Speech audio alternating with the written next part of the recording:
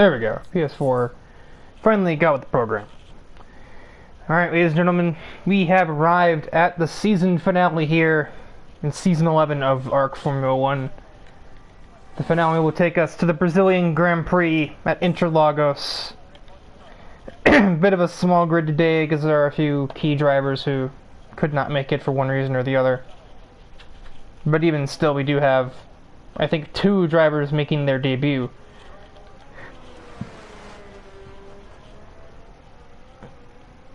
Somebody explain to me how Jonathan Jurgensmeyer is always the first person out of the pit lane. How does he do it?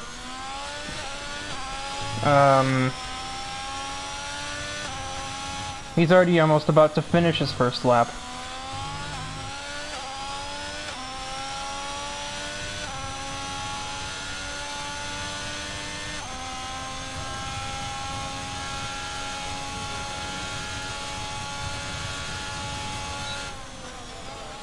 First lap of the session will be at 109.004. Just couldn't have been 4 thousandths faster. Oh.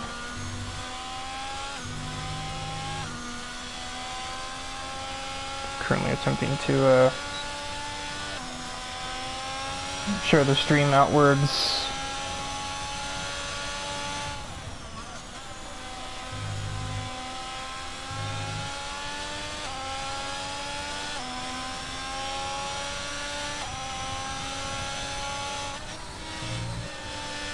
I don't know why I'm still on board with the guy who's on an out lap, or in lap, as Boriyoshi jumps to the top with a 108.53.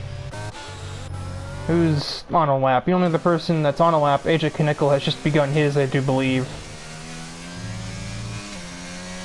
It seems that way.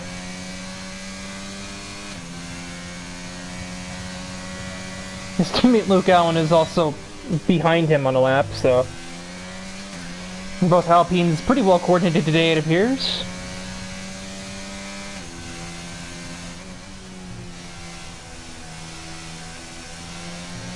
Nickel may come across in traffic. He's gonna hit Boriyoshi at an awkward spot. Not the worst, but not the best either. Into the last hairpin, last of the 180 hairpins anyway.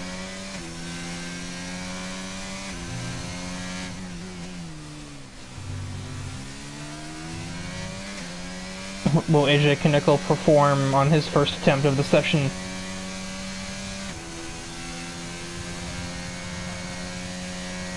It will be, well, it'll be top of the board. No, it won't. I don't know where the finish line is. It's a 108.89.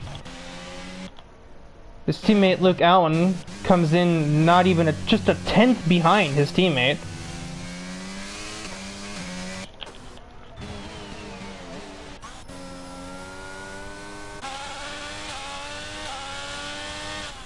I do not know this driver's... I know Logan, because it's in his username, but I don't think his name is registered in the Discord, so I don't know his last name. Let's see what the one of the 2 debuting drivers up here with I believe his name would be pronounced Musa Usman? Or Usman? It's one of the 2. These are the debuting drivers. They're pretty easy to maintain, or keep track of, because they're both in the Alfa Romeos. Oh, he almost got a tire in the grass. Nicolas Pouchet decides he doesn't need to qualify. He's already clinched the championship last week. So he doesn't need to do super well. He's gonna maybe make things interesting for once.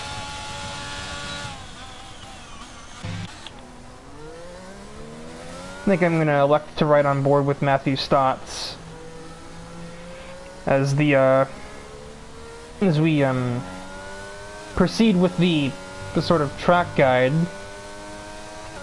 the final track guide of the season, as it were. Okay, never mind.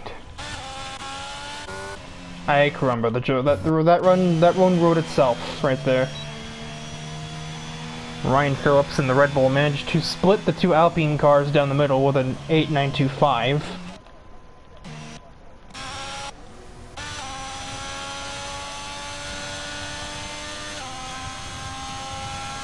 Actually, no. Jonathan Jurgensmeyer will be the track tour driver. Into turn 1 sharper than it looks, but it's more about setting up for 2 and 3. very easy to take too much curb on 2 and just find yourself with a track limits penalty. Jurgensmeyer running the very bottom of the track down towards turn 4. Watch that outside curb, it can force you off the track completely. Turn 5 isn't very much of a turn. Turn 6 is one of the most unusual on the calendar. It's like a double apex, but also it's not. Then we have the first hairpin, and the second, I kind of call this, it's a carousel hairpin hybrid. And then the second full hairpin. 3 consecutive corners where you really got to watch how you use the throttle. Downhill up to Junsao. Don't hit the inside curb, it's an auto spin sometimes. And then 2 more kinks to navigate, and you've completed a lap here at Interlagos. And this particular lap looks to not be much of an improvement. And 9.57 jumps Luke Allen. He's apparently on medium tires right now.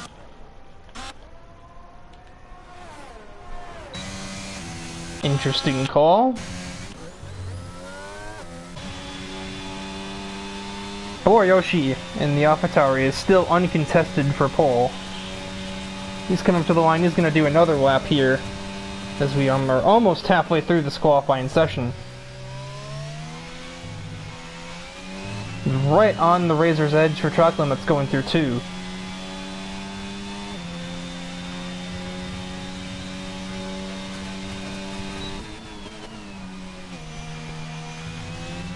And that time, what? How was that allowed?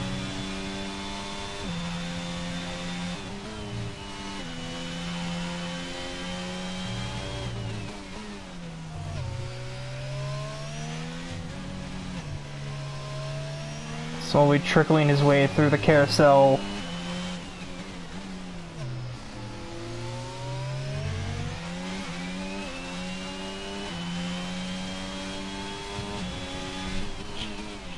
Purple in Sector 2 by a wide margin, so it's looking like Boriyoshi's just gonna up the ante even further.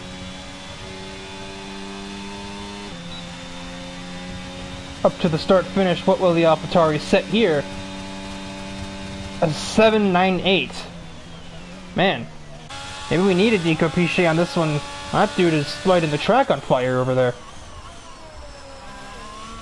Oh, it's an outlap. I'm like, what is he doing? He's not on the lap. That's what he's doing. I'm still not exactly sure what Luke Allen's plan was on the medium tires. Is he just trying to get extra track time? I don't quite follow. It was very sketchy over that inside curb. I'm very surprised we did not see the Alpine go for a quick U-turn. Up to the start-finish, AJ Knickel with an improvement of 4.7, which will put him on the front row alongside Yoshi. But actually not, still almost half a second off of the AlphaTauri himself.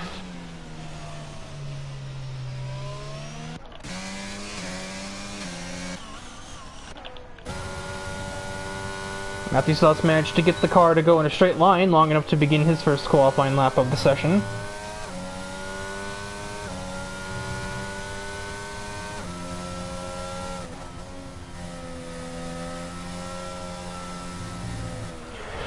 Ooh, not much further. It's a bit of understeer. That's not quite where you're supposed to park the car. That's totally butchered Luke Allen's lap. Clay has joined. Still don't know his name.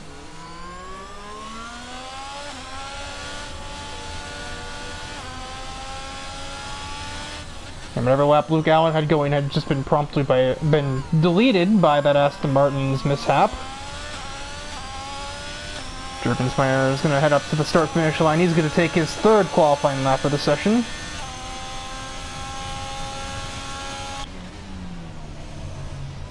How is Ryan Phillips going in the Red Bull car?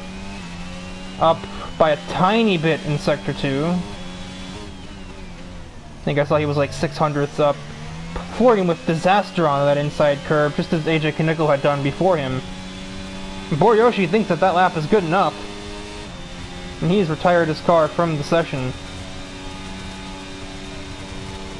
It's a small improvement, to say the least. Only 2/100ths better for the Red Bull. A 109 flat, or is that... No, that was his previous lap. Oh, well, he's not going to get a lap now. That is the inside curb, and that is not the track. Jurgensmeyer going along. He's heading up towards the final corners. The final corner, really, the two kinks don't really matter too much, unless it's wet. I don't know if I believe the purple sector too. The game likes to be a liar about that. Up to the line for the Haas car. Oh dear, never mind. That's an 844, so he does get to the front row with that. Just barely ahead of Knickel.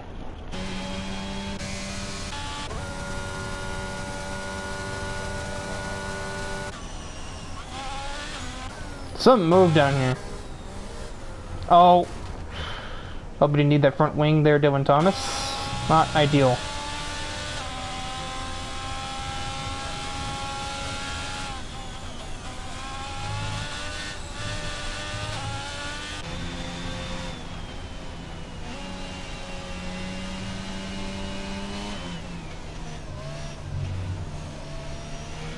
Cape Cazzola hoping to maybe hoping to run something faster than 1:41. That'd be a really good lap if it were at like Spa or Azerbaijan.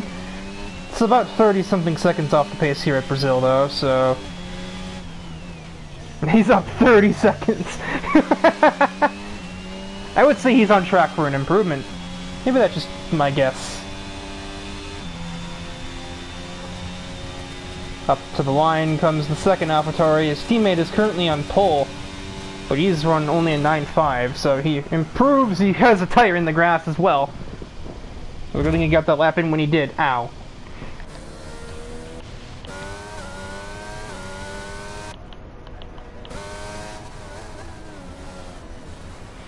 Andrew Davis is about to begin his next lap. He's looking to at least maybe gain 3/10. I don't really know if that 7.9's really a benchmark that most of these drivers can really aspire to, but you can at least try and steal P2 on the grid with a good lap here. Meanwhile, Clay in the Aston Martin, still a reserve, mind you.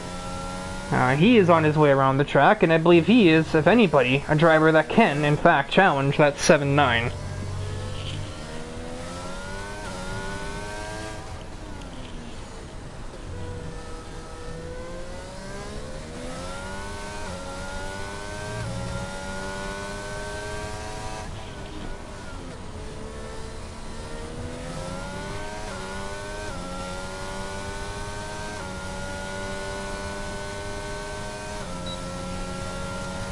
Clay heads up to the start-finish line. His lap time is going to be 8.99.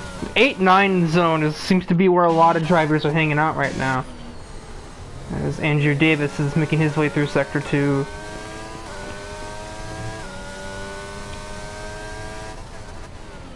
Up by 2/10 on his previous best, so not quite on pace to gain a position though with that. So he's going to be banking on the fact that he got a really good run out of Jun Sao, if he's going to improve his position on the grid, I should say. He does 9 thousandths over Knickel, who has just begun his own lap to try and take that away.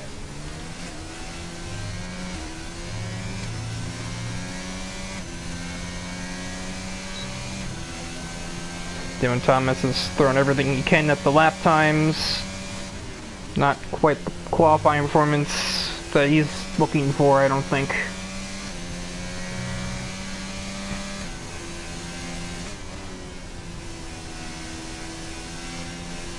Oh, with a huge catch, but that's terminated his lap there. He would theoretically have time to get around and make another one, but that would also come at the cost of having used tires and used the battery as well.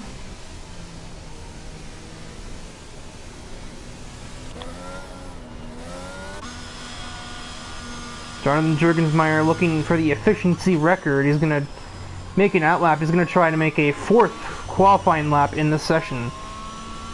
By try, I mean he's absolutely going to get around to the lap line in time. He still has 1 minute and 3 seconds. He's got time. He could warm his tires up a bit if he wanted to. See what our 3rd and 4th place drivers do. AJ Knickel is going to try it again. Andrew Davis is not. Round 2 from the Canadian. His teammate Luke Allen is also on an outlap. He's coming through Sector 2, which means he should be able to get around in time.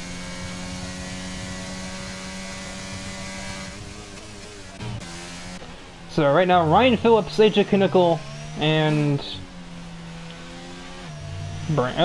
Jonathan Jurgensmeyer on laps, and Luke Allen is about to start his own. So right on board, I should say, with Ryan Phillips. He heads up to the last turn, up exactly a 10th, pretty much. But also not really with a lot of battery in the tank. So he's going to probably lose that 10th on the front stretch here. Head up to the start-finish line. Oh, he gained 900ths, but that's not enough. AJ Knickel's lap is over. And he makes way for Jonathan Jurgensmeyer, whose lap is not over. Already on the front row. Oh, I don't know how he didn't just lose it on that curb. That's another curb you never want to hit. And he just didn't care. He no-sold it. Allegedly purple Sector 2. We'll have to see if that holds true. He's letting off, so he doesn't like that lap. That would have been an improvement, but it wouldn't have gotten him any higher on the scoreboard, even if he did complete it as planned. Luke Allen not up by much, only up by 600ths. He needs to find more or less a 10th and a half to jump Ryan Phillips and start alongside his teammate. Up to the line to end off this qualifying session, and he's done it. That's an 8.5. He's jumped Ryan Phillips. He'll start, not right behind his teammate, wrong row, but on track 5th, just behind AJ Knickel.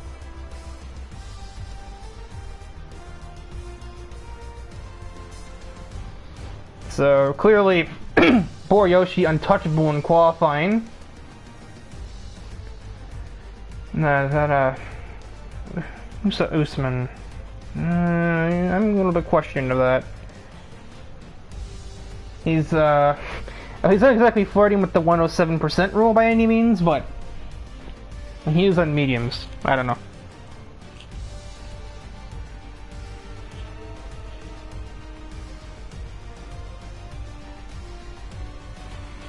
Yeah, I got my mic turned on this time because I'm on my PS4.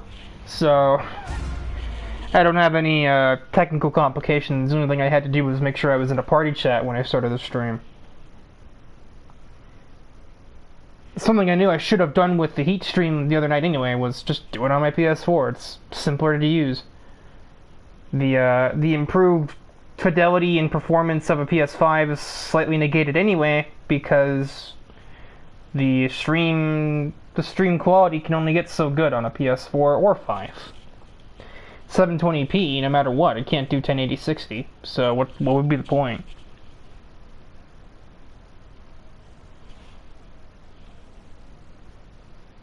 Also, my PS5 controller is charging, so that's another facet.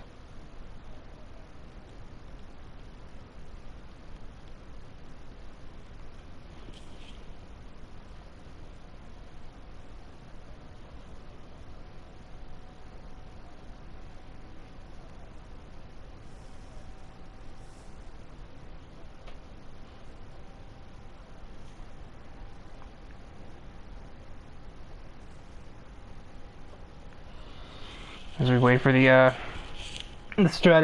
pre-race strategy screen to pass by.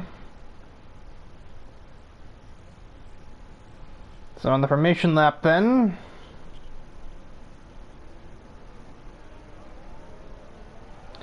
I do miss the broadcast formation lap where Crofty kind of takes over part of my job, but at the same time it also lets me run down the starting grid in detail.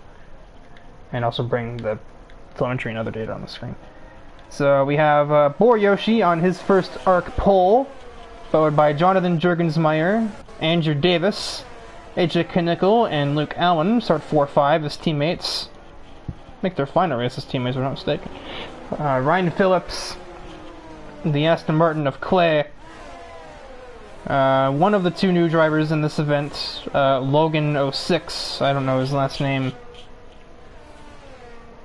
I'll just go with Logan, I suppose. Dylan Thomas, Gabe Kazola, Musa Usman, Matthew Stott, who attempted multiple laps but couldn't quite make one stick, and Nicholas Pichet, who's already won the ARC Formula 1 Championship, and now he's decided he's going to do the last to first challenge and make things interesting for himself and for maybe for everybody else.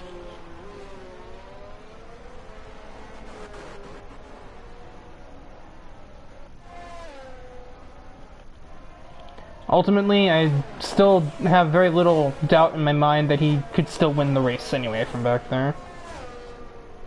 All it's going to take for him is to survive the opening lap or two, have a really good pit cycle, cycle out in P2 or 3, and overtake the two leading cars. He had a great qualifying session. Didn't have a great parking job though. Boriyoshi disqualified in the parking scene, or parking sequence. Pichet finally arrives.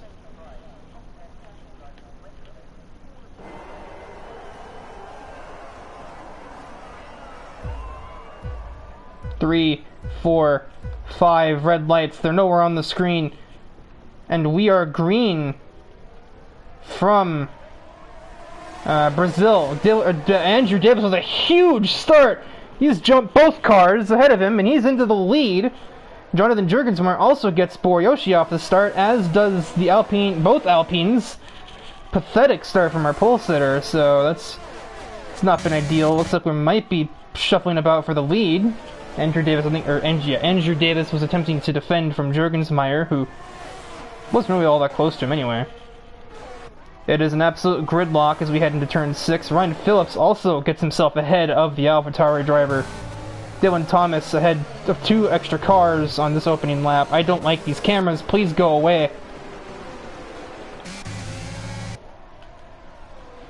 I do love this shot, though. 2 Alpines very close together. Looks like that's Gabe Kazola tried for a move on somebody. Camera panned away before I could look at who it was.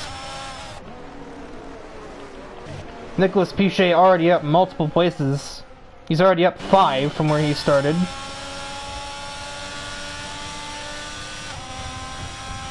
Yeah, no doubt he's got the whole shot from this one. Him and Andrew Davis, for sure. AJ Knickel tries the outside of Jurgensmeyer, try to prod for any sort of weaknesses. Couldn't quite find any there, but down the back straightaway, maybe he's just found one. Jurgensmeyer defends inside. They're going to go too wide to turn 4 for P2. That's a lot of numbers. Only on lap 2, AJ's got the run on the outside, and Jurgensmeyer just concedes. AJ Knickel up into P2 with that move.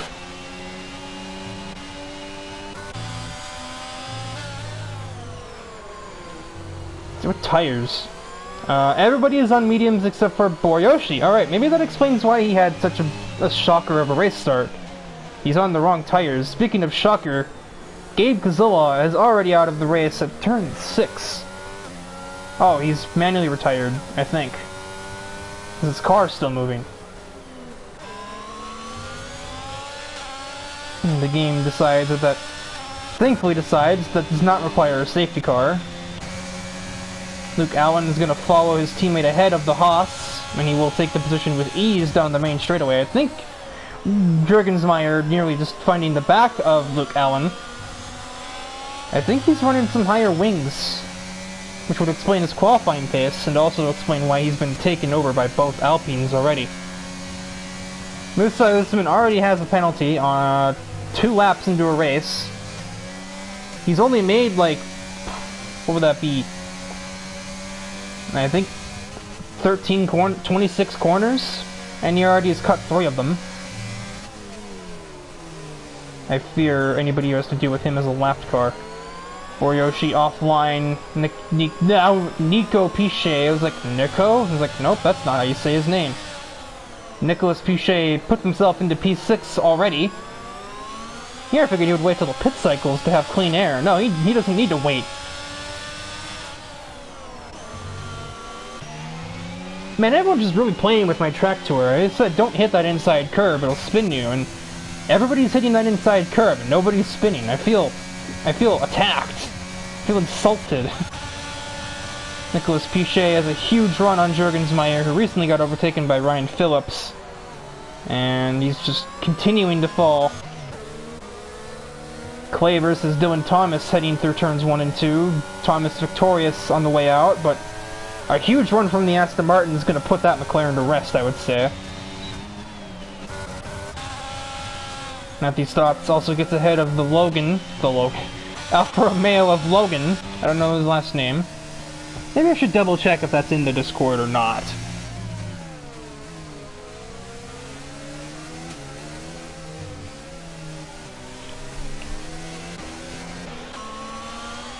Can't be asked. Tablet's not on Discord, so I'm not gonna look for it. Ryan Phillips just got a huge snap there out of the last hairpin. Speaking of huge snaps, Luke Allen, I think, found the inside curb, and he is not having a great time now. He's on ice. Nicholas Piché has caught a vulnerable Red Bull down the main straightaway. That should be about as easy as it gets. It's not, though. Ryan Phillips challenges down the inside, if only for a brief passing moment. Can he get the better exit on the Ferrari, though? It appears as though he has. So we're gonna have the first person to try and resist the parade lap of Nico Piché, but this resistance is insuffice.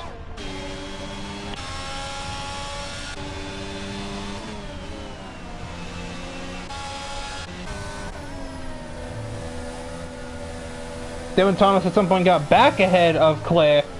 I don't know how that happened, must have been into one.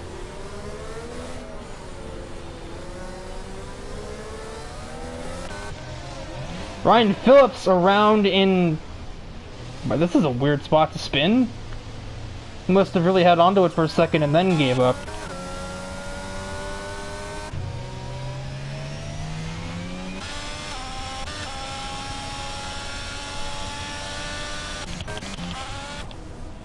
And now we have Clay around in the final turn. He's just struggling to get the car back on the road as the grass is dragging him away.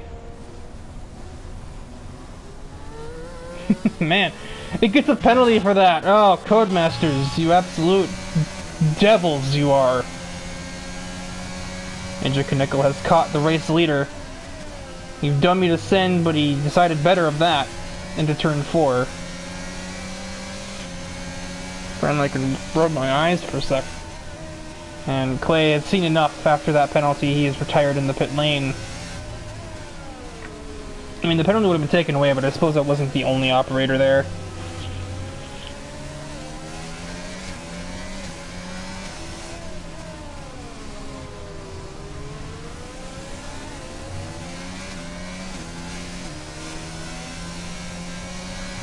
Ryan Phillips in the pit, must have hit something when he spun around. Or he's also out of the race. No? Did he spin on the pit exit? Seems like that's what just happened.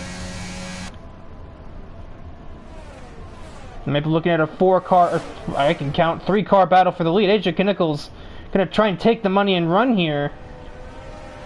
Does Andrew Davis make the crossover? Now Nico Piché has decided he's going to stick his nose in this business.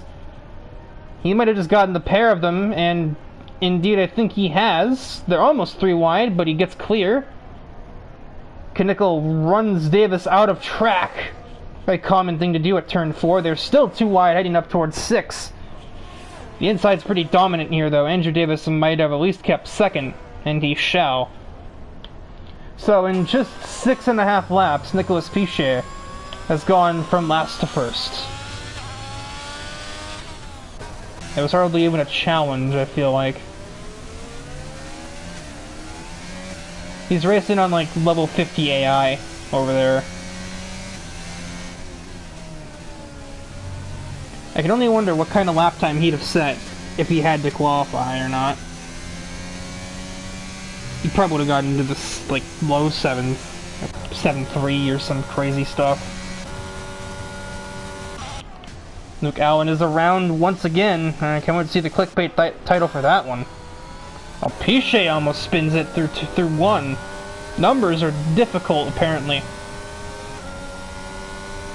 Can Andrew Davis capitalize on that mistake?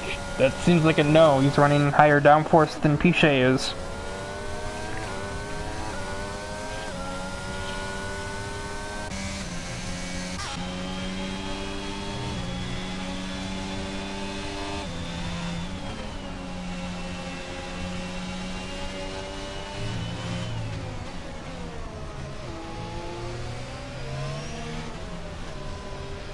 Yoshi has finally gotten his hard compound tires to start working for him. He's looking for P4 against Jurgensmeyer here. Both cars with a lot of ERS charge, so I think DRS is going to make the difference instead, not the battery.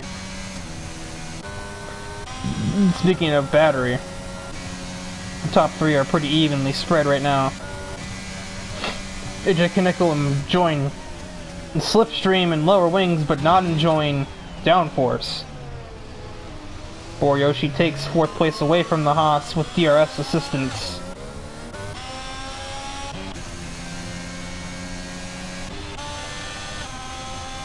Jurgensmeyer not able to even think of taking the back, because just really goes to prove that he is indeed running some pretty high downforce on the Haas.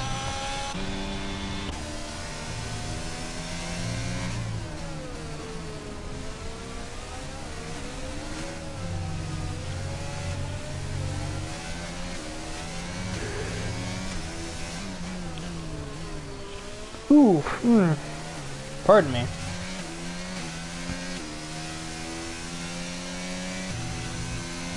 And that yawning is coming from a lack of nutritional value. I have not eaten yet since noon, so suffice to say I'm running on empty a little bit, and I'm gonna need to be eating food the second this race is over. But that's a me problem, not a you guys problem. I just watched the debuting Logan lose it on the front stretch. No, it was out of the last turn. I mean, I guess technically it's on the front stretch, but not really.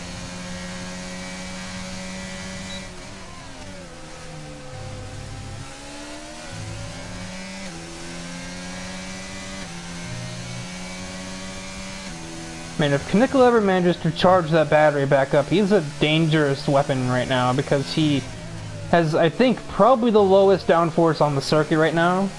Maybe Piche's got lower wings than him, but he'd probably be the only one, and honestly at this point, does Piche even count? Because he's in the lead. Dylan Thomas is around on the way into the first hairpin.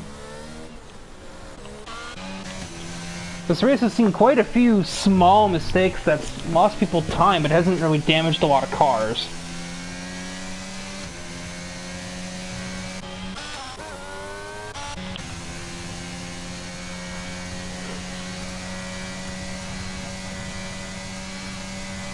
Piche runs the fastest lap of the race, 10 laps into his stint. And that seems about right, to be honest. He's gotten to the lead. He's gonna go ahead and just set sail now. Now it's just a battle for second. Unless he wants to damage his wing and fix it and go back from last to first again. I guess at that point it'd be more like ninth to first.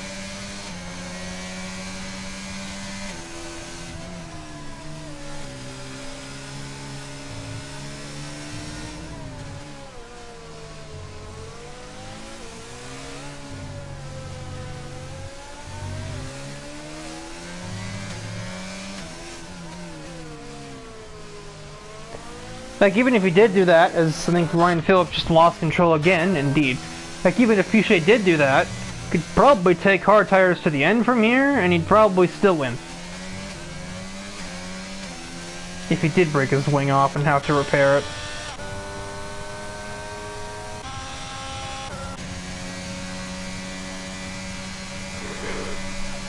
Kinnickle has a huge run on Andrew Davis, 207 into turn 1, but still decides against going for the pass.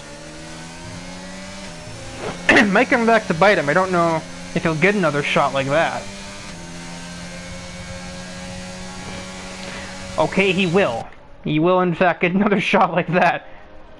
Hugs the inside curb as much as physically possible. Andrew Davis just kind of scuttles himself out wide. Davis trying to cross AJ over. But AJ Knickel is not having it, and he puts himself back into P2, but has a huge bobble out of turn 7. And Andrew Davis is back into second place. If these two continue as is, Boriyoshi may find himself looking back at the podium places soon enough. At the very least earlier than he had calculated, because he's going to have the fastest car on the track at the end of the race. Or, at the very least, he's going to have the fastest car on track about 15 laps from now. Like, he's going to have the fastest car on track 3 or 4 when the mediums wear out. The hards won't be wearing out for a while, so...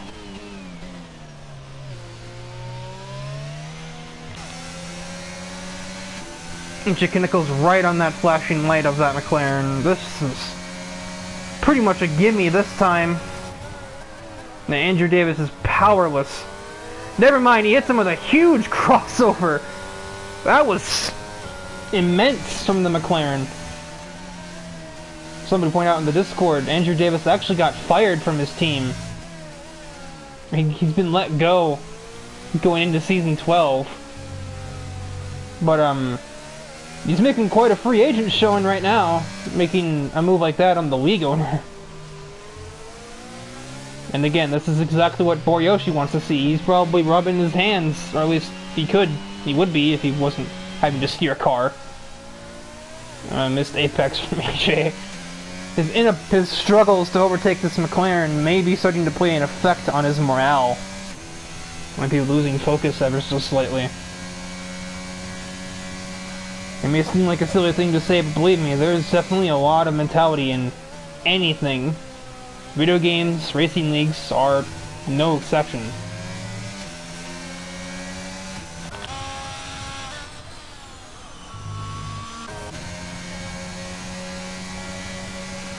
Oh, he does not go for that one.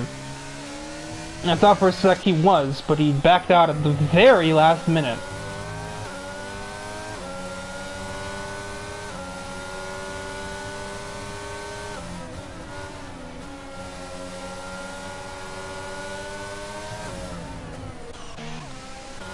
Ignoring Nico Piche going from last to first, Matthew Stotts has had a pretty solid recovery drive considering his shortcomings in the qualifying session. He's looking at P5 against Jonathan Juergensmeyer at the moment, as there's a red flag. That'd be for Logan. This has been a debut to forget for him, I would say.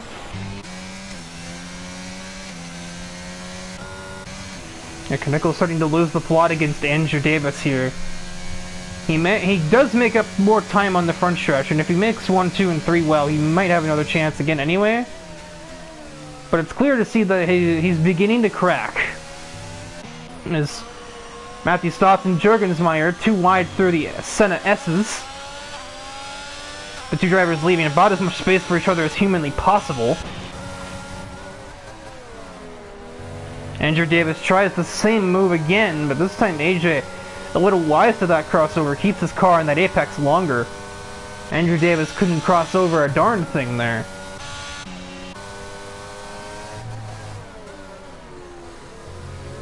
These two have been the definition of save the commentator. Because we're not even on the second stint, but they are absolutely throwing hands to get second place at the moment.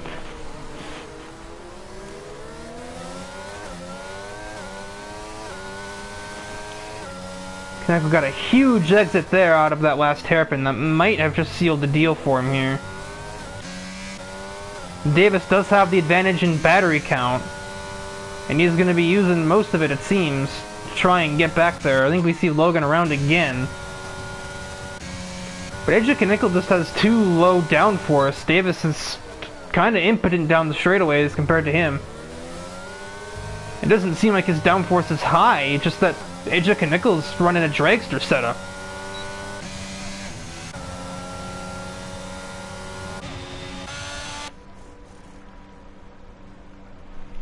Matthew Stotts will make the first pit stop of the event.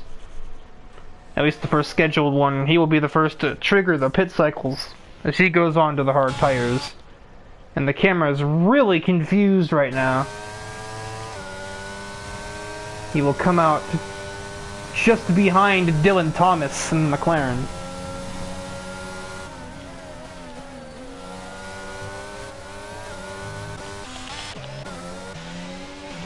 The battle, though, between Davis and Knickel did go on just long enough that Boriyoshi has dragged himself into this battle for P2.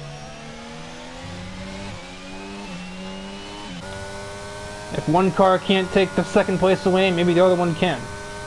Andrew Davis can't, or Andrew Davis is pitting in, so he figures his best bet of overtaking the Alpine driver is an undercut. Slightly left Boriyoshi out to dry.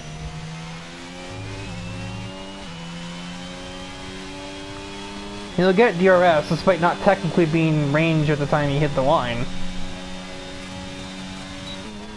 Jonathan Jurgensmeyer also pits in at this instance.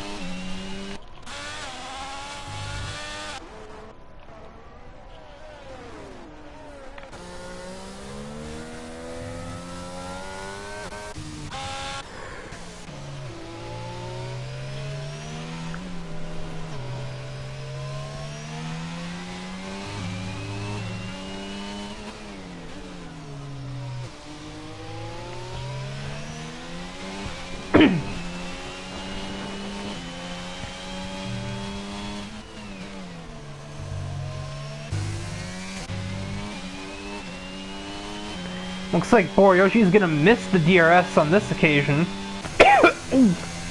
Where'd that come from? But even if he did have it, AJ Knickel boxes anyway. Leaving him to his own devices, Nico Piche is committing to these tires. He's taking them probably as far as he can go. Going from mediums to softs is not at all an option here, so I know that that's not what he's planning.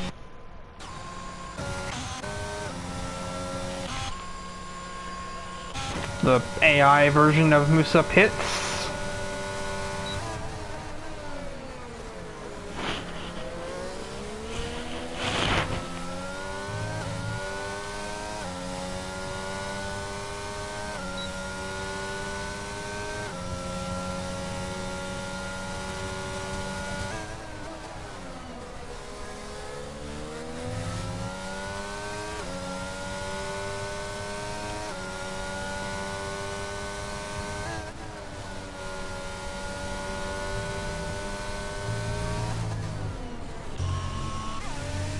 Oh god, the undercut worked. Andrew Davis has taken P3 away. I wasn't even looking at that. I just suddenly see a 113 there and I'm like, wait, what? And then I just see him too wide with Andrew Davis. So the battle between AJ and Andrew rages on. And AJ gets a huge snap out of Junsao, I believe, hitting that curve, but I have mentioned it multiple times you shouldn't hit.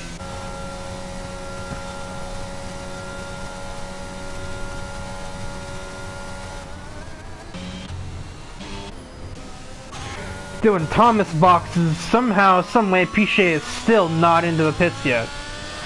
Dude's trying to outlast the hard tires, apparently. Honestly, he's that much of an alien, he probably could if he wanted.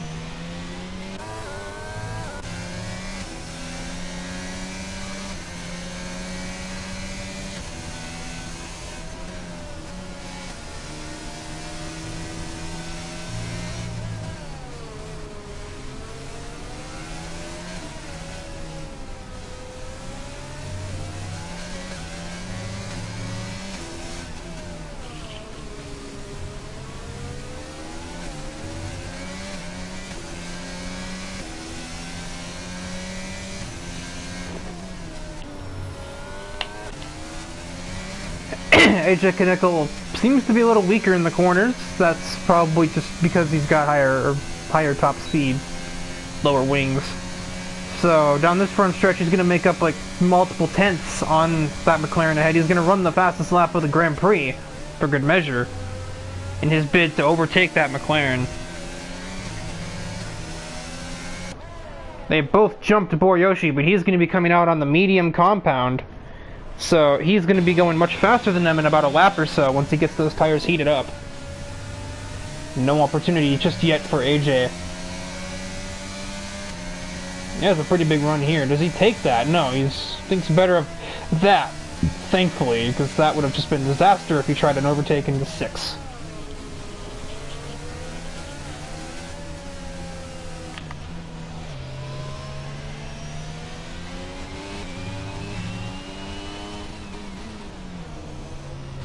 But I figure the second these two start any kind of battle on track, that's gonna drag Yoshi into the mix. Like, immediately.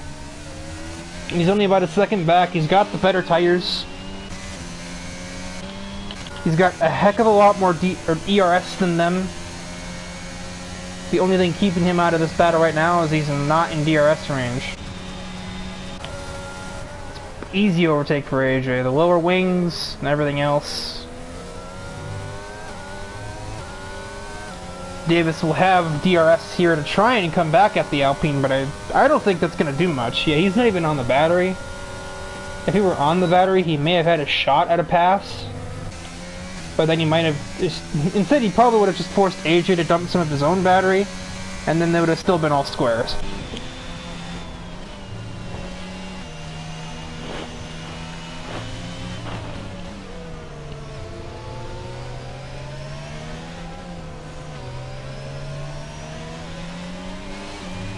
And just like that, he has arrived.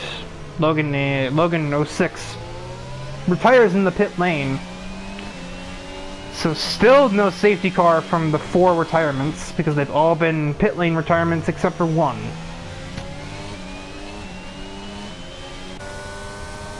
You know, just hear a smack noise. Or was that just me?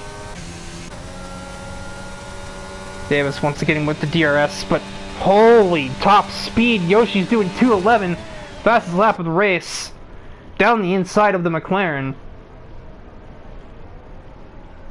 Uses some defensive techniques.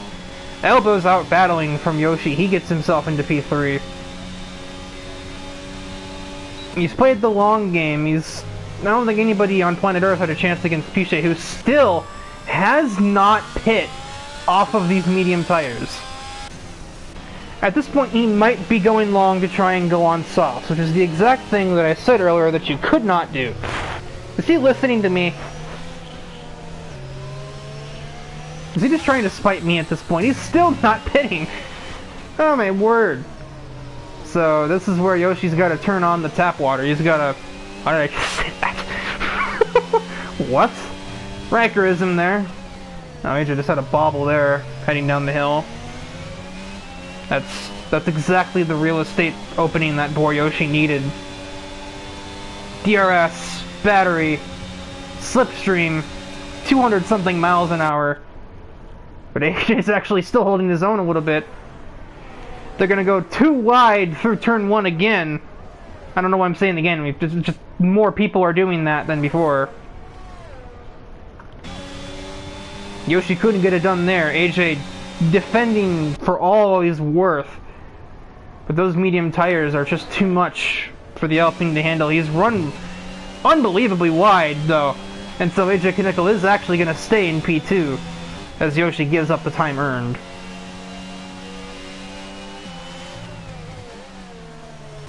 Andrew Davis has been absolutely abandoned at this point.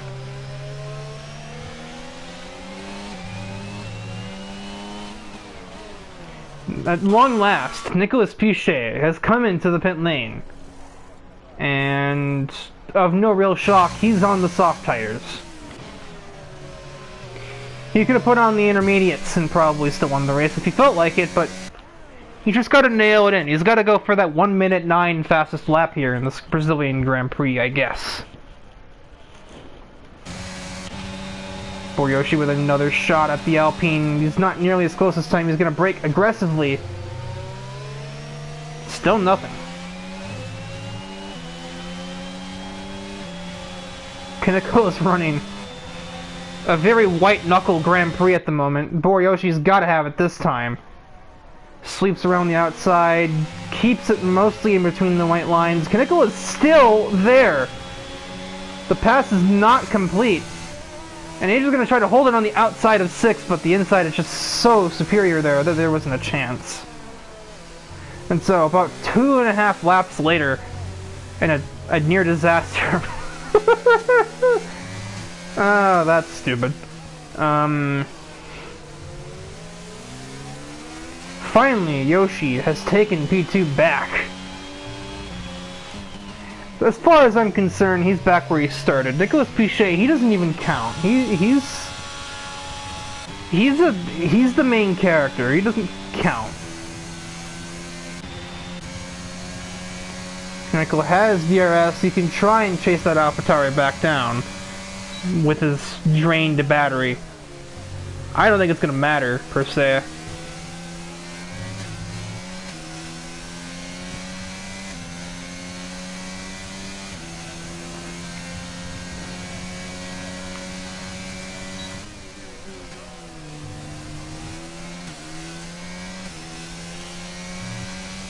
I think that's put the nail in the coffin of the final on-track battle here at the Brazilian Grand Prix.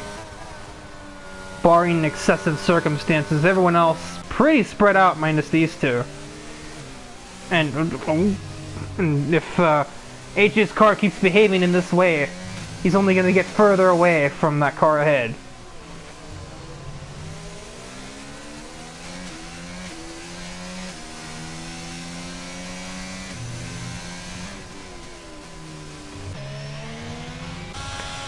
I was kidding! I was kidding! Nicolas Pichet runs a 108.96 on race pace. There were some cars in qualifying that couldn't pull that off. Ferrari.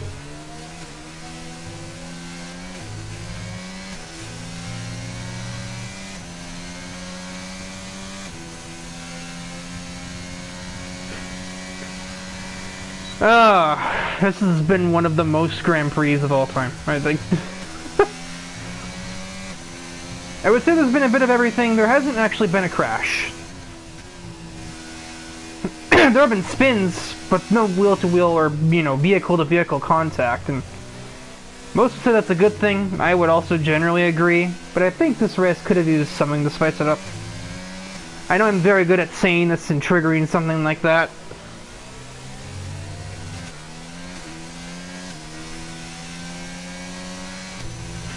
Obviously, 10 laps to go. We're not done yet, but most of these things, barring big mistakes from drivers or anything, most of these positions are about what they're going to be at the end of the Grand Prix. Nico Pichet is about... He's on his way to Jerez. That's not even the right country, but... He's lapped 9th place. Luke Allen, who's had 2 spins, so that's why, but... Fact remains, he's lapped him.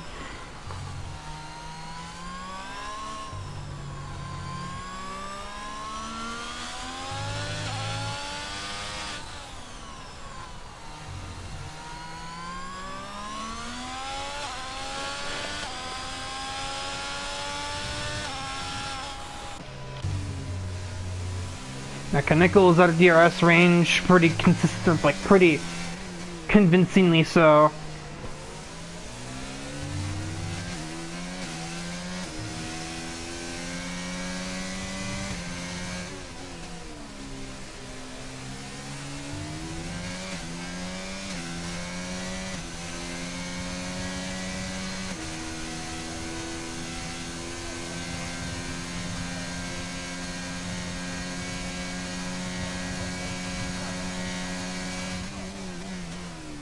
Andrew Davis is disconnected from the race. That might actually cost him a place too, because the AI aren't very fast.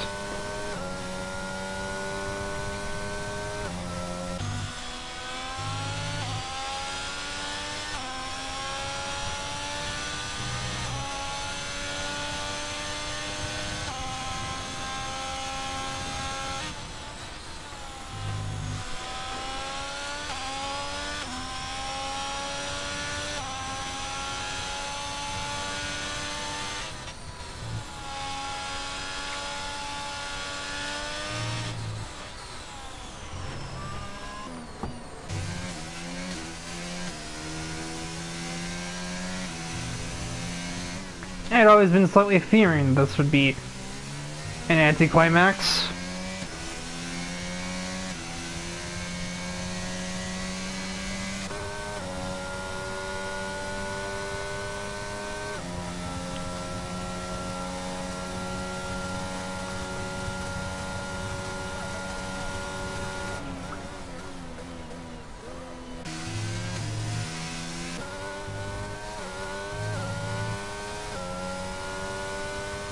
Now, Andrew Davis returns. He has not lost a whole lot of anything. We do technically have another on-track battle. It looks like Dylan Thomas has caught the AI of Musa Usman.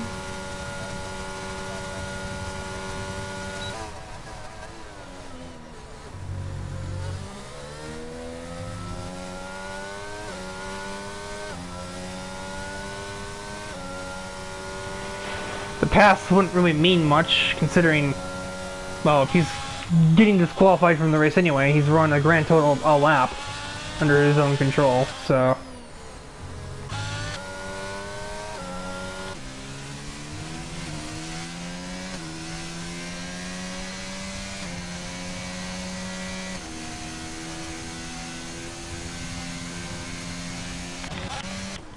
And Dylan Thomas can't even complete that move. He is around at a turn 7.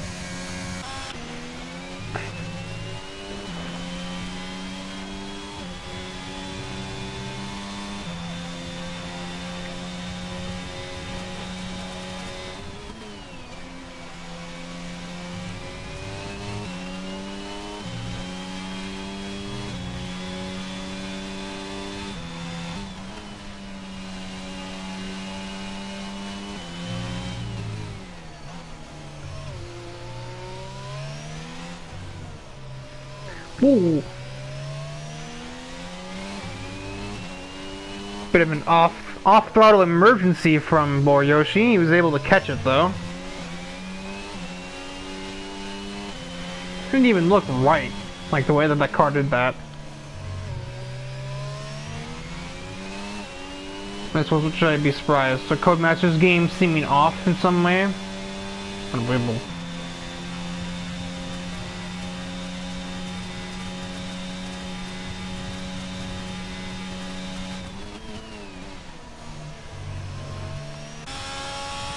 We are at 5 laps to go here in the ARC Formula 1 season.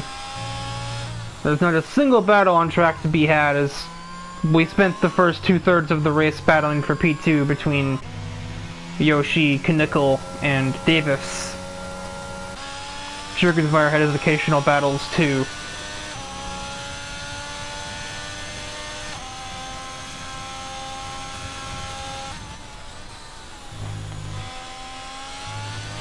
Had 4 DNFs, and also only 3 drivers so far have managed to go this long without penalties.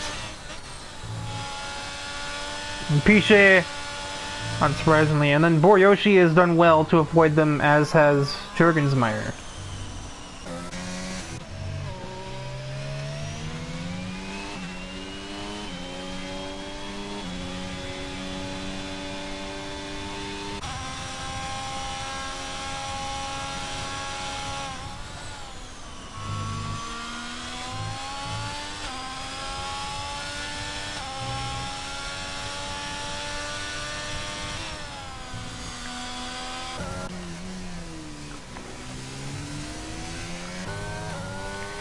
Dylan Thomas made a pit stop, not sure for damage or for what, but he is on soft tires. He is going to have to try and re-overtake Luke Allen to get back to his original P8. So, I guess he's by unintentionally probably, he's saved the commentator. Have something to look at for these last 4 laps.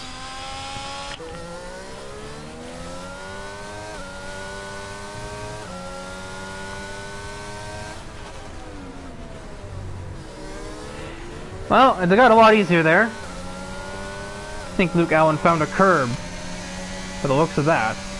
But now Luke Allen has found DRS. So he's actually just going to go ahead and take P8 right back from you.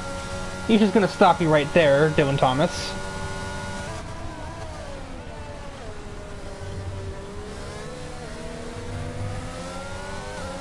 Luke Allen snags another time penalty. He's got 9 seconds of them now. Dylan Thomas doesn't really have to even make this overtake, really. He could just exist. He makes an actual pass in the grass to get ahead of the Alpine. A little more dramatic than it needed to be, if I'm honest, but he's made the move and it's given me something to look at to pass time for a lap.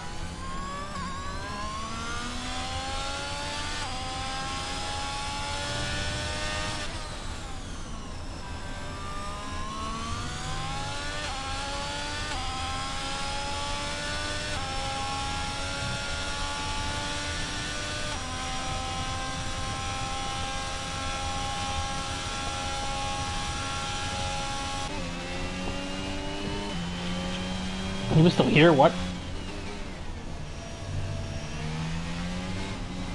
Ooh.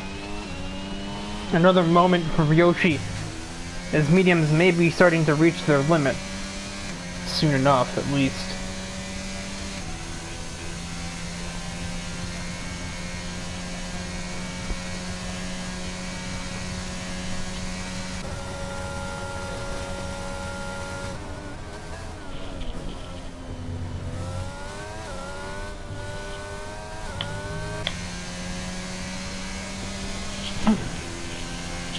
Head itching.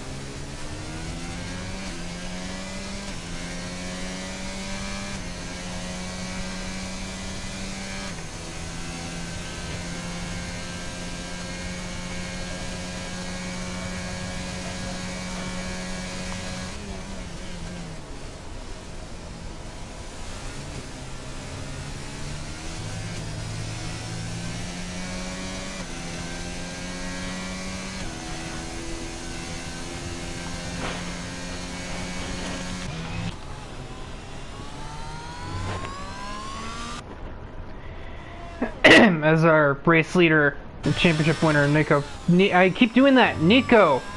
My brain's like, do I say Nicholas or Nico? And my brain's just like, oh, just say neither. As Nicolas Pichet makes his way towards the start of the final lap here. I feel like there's not a whole lot that's been said. Oh, wow. Hang on, let me just turn my brain on and off again. I think there's not much you can say about Nicolas Pichet's season here in AF1 that hasn't already been said by somebody, more than likely me. But, I mean, now he's just capped it off with the last to first that he completed in basically 7 laps, and he's just had 29 laps to be all but uncontested here at Brazil. I think last week he broke the record for most wins in an AF1 season. And mind you, I don't think he started the first 6 races of it. He's managed to surmount the uphill climb in the championship to beat his teammate Ethan Fonseca, who had those few extra races more than he did. But none of that really mattered, as Nicolas Pichet heads out of the last turns. He's won the championship, and now he's also won the Brazilian Grand Prix. And what's been effectively a victory lap for him.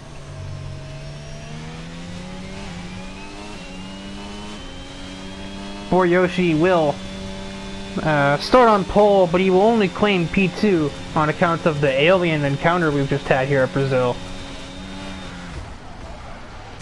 AJ Kunickle will grab the final podium position. Andrew Davis from pole.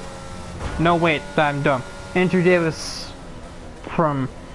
I got confused because he had that rocket start, but he only started third and finishes P4. Jonathan Jurgensmeyer will claim 5th. Matthew Stott, despite putting in no qualifying lap that completed itself, he recovers to a P6. And that is the Brazilian Grand Prix. I think the rest of the running order would basically be Dylan Thomas P7 and Luke Allen P8. I mean, yeah, there wasn't really any doubt in anyone's mind on that game. No duh. And so that is all for ARC Formula 1 competition for Season 11. Not long from now will be the beginning of the ARC Realistic Championship. Same thing we just did, except now realistic performance on the F122 cars. And it'll be interesting to see how that develops.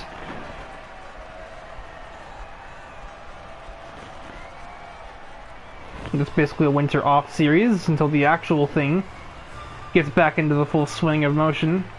It's back into what? The full thing gets back into the swing of things probably, I think, February, as most series are also doing.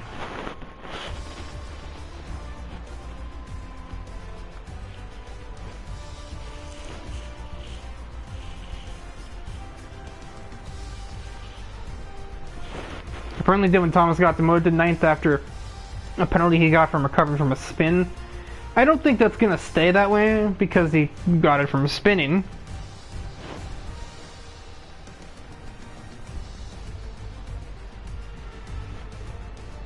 And I think Logan and Ryan Phillips will be taking 9th and 10th aggregately, with Musa Usman, who ran only 2 laps under his own driving, probably getting disqualified from the standings for the Brazilian GP. But that is it. That is the conclusion here of the ARC Formula 1 Championship. Join us Monday night for the final race of Season 11 as a whole. ARC Supercars season finale for triple points at Mount Panorama, Bathurst. Until then, goodbye.